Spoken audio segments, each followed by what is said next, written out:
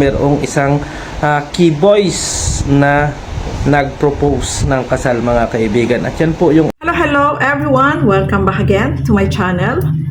Isang K-boys daw ang nag-propose. Huy! Sino kaya to, mga kalingap? Grabe, no? Propose? Oh, wow. Kapag naisip nyo ba yung nag-propose, ano ba yung sinasabi? Will you marry me? Or will you be my girlfriend? Di ba yun ang naiisip natin, no, mga kalingap? So pag-uusapan po natin sa video na ito. Pero bago natin simulan yan, huwag niyo pong kakalimutan mag-subscribe. Val Santos Matubang, Kalingap Rob, at Edna Vlog. Siyempre, supportahan din po natin Virador Vlog. Ang inyong lingkod, Gandang Emmy. Sa mga hindi pa po nakapag-subscribe, please subscribe and please hit the notification bell para lagi po kayong updated sa aking mga ina-upload na mga reaction video. So alamin natin, mga kalingap, totoo ba to? Alamin natin dito kay Fresh Virador. Tara, panoorin po natin ang video na ito. Kasi nga, dyan sa post na yan ng isang page, mga kaibigan, mga kalingap, ay sinasabi nga dyan na merong isang K-boys na nag-propose ng kasal at tinanggihan. So dyan, mga kaibigan, mga kalingap, sa post na yan, walang ibang binabas dyan kung hindi si Kalingap Edo. Si Kalingap Edo yung lahat ng pinag-uusapan, yung mga basher, andyan lahat, yung mga masasakit na salita, andyan din sa post na yan, no, mga kaibigan. Talagang sinasabi dyan na talagang totoo yung kanilang mga sinasabi. Kasi kaya daw masaya ang isang Kalingap Edo ay nagpropose ng kasal, kaso nga lang, mga kaibigan, ay tinanggihan. So, ayan po, no, mga kalingap, ang binagabanggit pala dito ni Virador ay walang iba kundi itong si Papa Eds na nag-propose daw dito kay kanino? Kanino ba nag-propose? First Virador.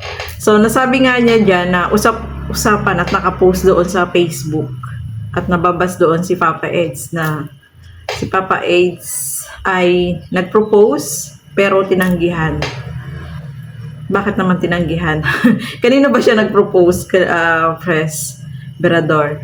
So, ayan nga, no, sabi niya doon is usapan doon sa post na yon na kaya daw masaya itong si Papa Eds ay nag-propose na kaya lang ay tinanggihan. Mayroon bang ganun?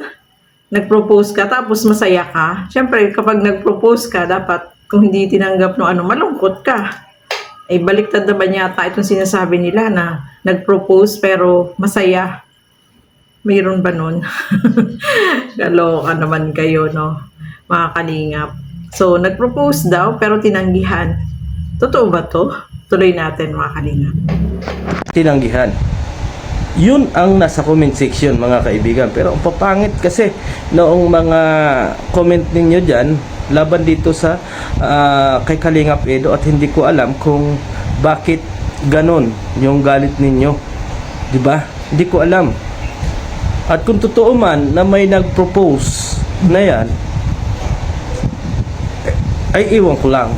Pero sa akin, sa balita ko or sa aking mga dito na dito tayo sa dait, walang ganyang nangyayari.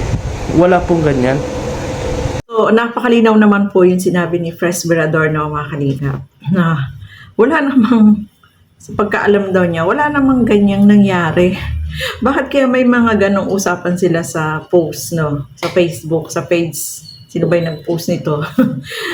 Bakit naman kayo nagpo-post ng ganyan na wala namang katotohanan? Meron bang nagpropose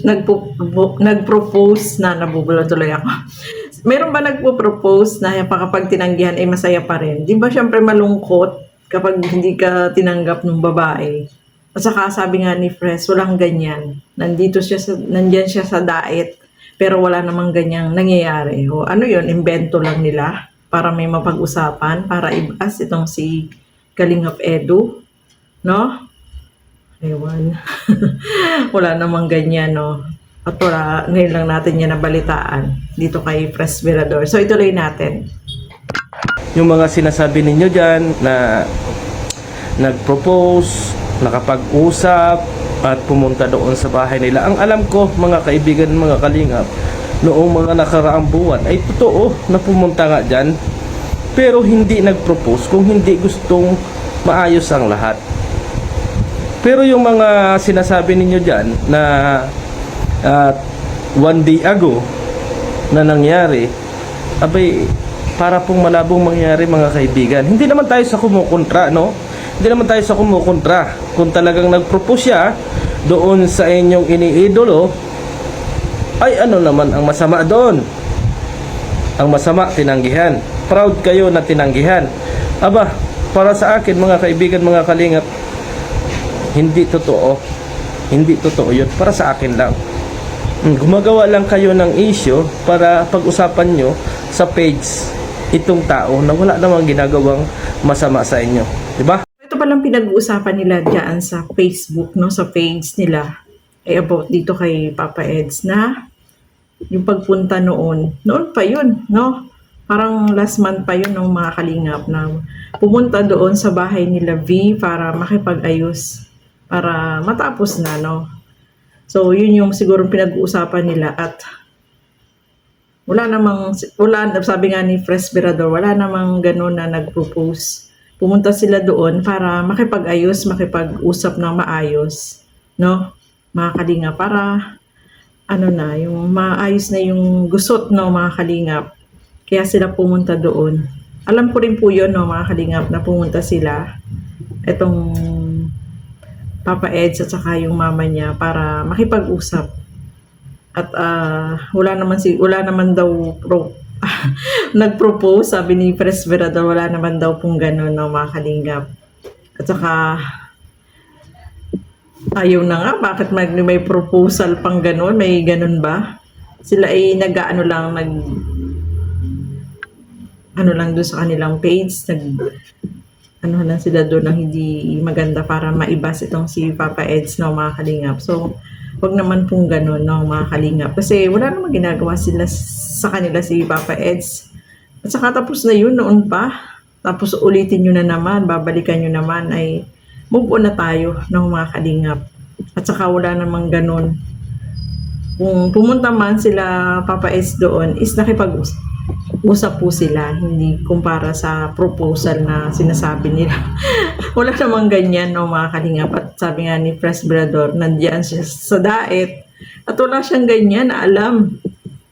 Abay, yung iba ay may mga ganong pinag-uusapan doon at nababas pa si Papa Ed, sabay, hindi naman po tama yun, no, mga kalingap.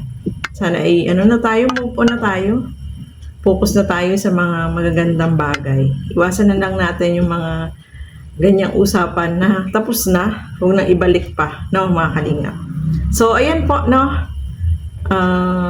Bahala na po kayo kung ano yung masasabi po ninyo dito, no. Pero para sa akin, walang proposal, no. At nakipag-ayos lang din sila doon nung pumunta sila. Kahit ganoon din si Verador, yun din ang ang sagot niya na walang ganoon na proposal.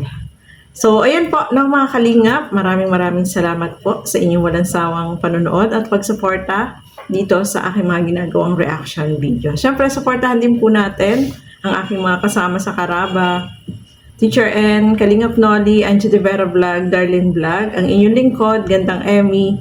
Sa mga hindi pa po nakapag-subscribe, please subscribe and please hit the notification bell para lagi po kayong updated sa aking mga ina-upload na mga reaction video. So hanggang dito na lamang po muna.